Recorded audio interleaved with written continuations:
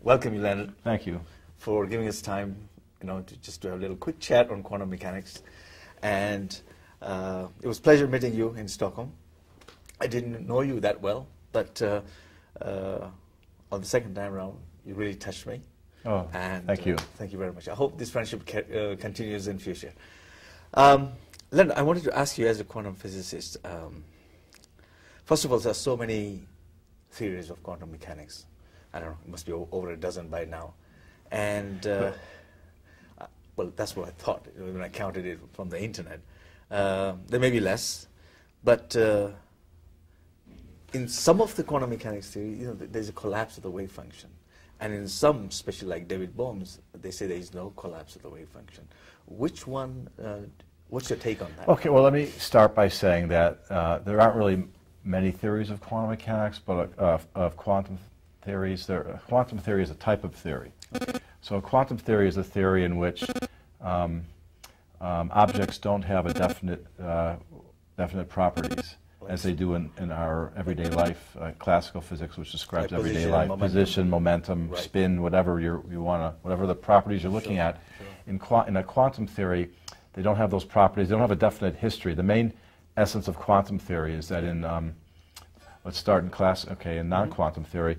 If you watch a billiard ball or any object moving, it has a definite path and a definite place at every time. Yes. In quantum theory, objects don't have definite paths. Okay. So you can only describe their properties by saying what the probabilities are that if you do a measurement, you'll find these properties. You can't say that it has a definite property. Okay. So when you say there are many quantum theories, so what you're referring to is that there are many interpretations of quantum theory. Yeah, they're all the same mathematics. Right. They're all the same, give the same answers to the experiment. They all match the experiment. Some people say what you're really doing is this. Some people say what you're really doing is that. But they're all using Schrodinger's equation.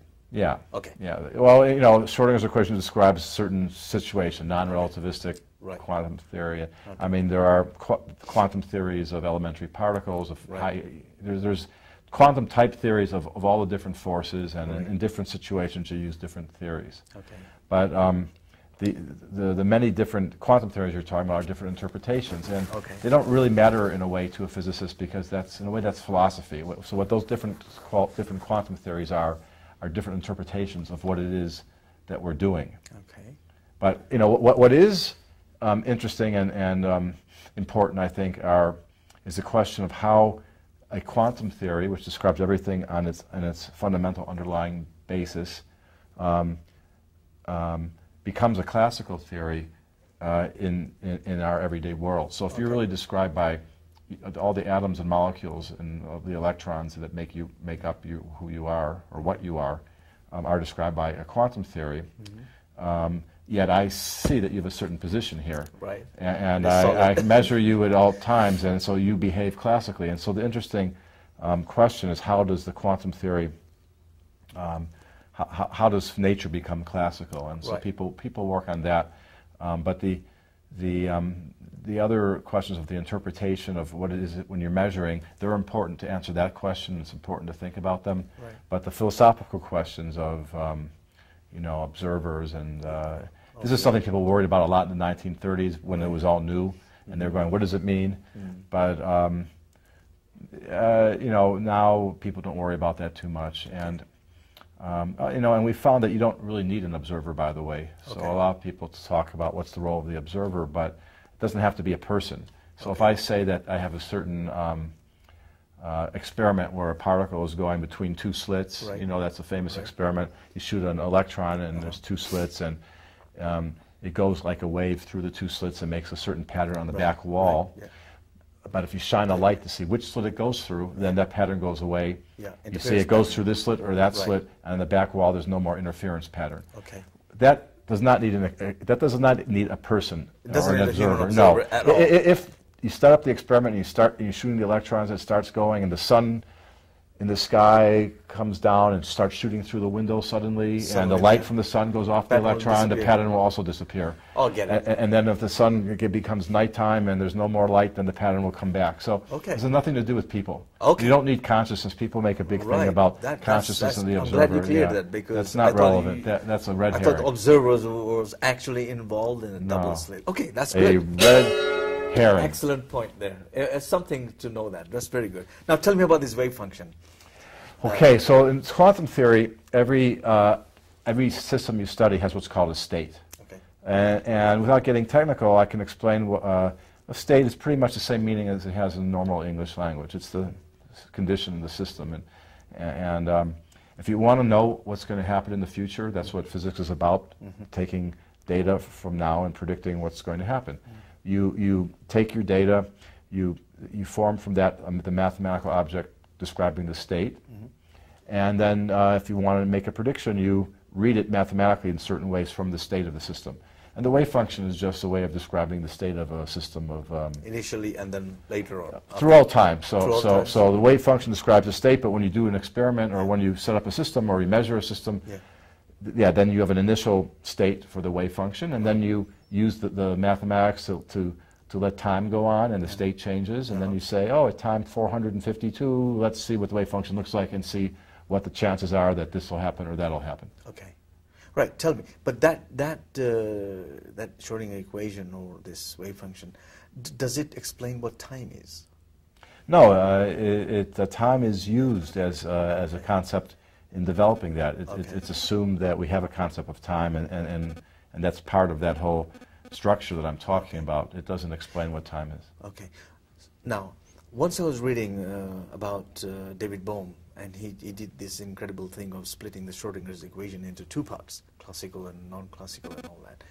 And I got a little bit really interested in the non-classical parts, in this wave function, this quantum potential, as he calls it. It has form but no magnitude and all that. What's your take on that? Is that what it is exactly? I'm not real familiar with that. I know he had his pilot wave theory, they call it. That's right, yeah. And that was supposed to be another way of looking at quantum theory and doing measurements. But dates back to the 60s. People don't really use that very much. No. The quantum potential, then it went on to prove that it was non-local and all that sort of thing. Is that any take on that? When John Bell came up and right, and showed it was non-local. So quantum mechanics is non-local in the sense that I can have a state of a system that describes two objects that are spatially separated. Right. So in normal experience, for me to affect you, something from me has to travel to you. Right. My words are traveling through the air to your ears and vibrating your eardrums. Right. Or my light from me goes into your eyes, or I push you, you feel that. And touch, a contact, or traveling from one object to another, traveling is necessary. Yeah. Quantum theory tells you, however, that objects can, that are spatially separated, like you and I, could be entangled in a single quantum state, so that when I make a measurement on you, that tells you what someone making a measurement on me is going to see. That changes what someone making a measurement on me would find. The fact that someone over there made a measurement on you. And it's instantaneous, right? Yeah. Okay. But this is not, it's subtle because it's not like a force. It's not, that change, all that means is that two particles can be separated spatially and be entangled in the same state. Same state. But this isn't the force that's going from one to another. It's not even really changing what's happening over there. It's just saying that when I measure the properties of this state, it tells me something about the properties of that. No For instance, suppose I have two coins. Okay. One is heads and one is tails. We know that one is heads and one is tails. Right. And I take them, I give you one, I take one, and we travel to different ends of the earth. Right. There's a 50% chance when you look at mine that it's heads or tails, and there's a 50% chance when you look at yours. Once I look at mine and find out that it's heads, it changes the chances of what you're going to find. It's 100% now. Right. So it's not magical. It's just something like that. It's more complicated than that, but that's something like what's going on. So if you think of it that way, then it doesn't become spooky anymore. Okay. Do you feel what people say that your side of the coin is communicating with my side of the coin in some way? No. Well, no, it's not. It's not beyond the speed of light or something. No. There's no communication going on. No. Okay. And you can't use that system. You can't use that to communicate either. Okay. Okay, because nothing actually passes through. Right. Nothing. Yeah. Nothing actually passes through. Okay. So, so the David Bohm's way of looking at things and the holographic way of thinking, do you think he's thinking the past? Well, that's different. Sorry? The holographic principle people are still working on, but, you know, it's an idea. Nobody... I mean, these are, you know, a lot of ideas that people work on that they're developing get into the press and people talk about them, but they're just ideas, and they're not developed enough to either, you know, be that really concrete and meaningful, or to be tested. And they're interesting ideas, and we'll see what happens with them. Tell me, this matrix theory and string theory, does it support the holographic theory, the hologram theory? Well, that's within that framework, but we don't know. We don't know. Yeah. I mean, does is it a part of it, the holographic way of looking at things? Is it in the matrix? It's yeah, it's within that framework. It is within that framework. Yeah. Okay, all right. So, lastly, this wave function, what do you think it is? It is something abstract? Well, wave function is nothing. It's not a physical thing. It's a mathematical construct that we humans use to encode the information that, you know, in the theory to make predictions. Yeah, it's nothing. It's not a physical. It's not a physical cloud, or people use all these terms. It's nothing like that at all. It's a pure mathematical construct. Okay. Now, last question. Is there... That was the last question. No, quick, because it really bothers me. Penultimate means the next to last. How do you say beyond? How do you say beyond the last question? Post-final. A post-final. Post-ultimate question. Is there a difference between a wave function and a quantum potential? What is a quantum potential? I don't know what that is. We have potential functions in quantum mechanics. Nothing to do with. No, that's what David Bohm uses that term. Again, I don't know the details. I don't remember the details of the pilot wave theory, so I don't. I can't answer that. You can't answer that. Okay, thank you very much. Okay, thank you. Thank you. This is Leonard. Thank you very much.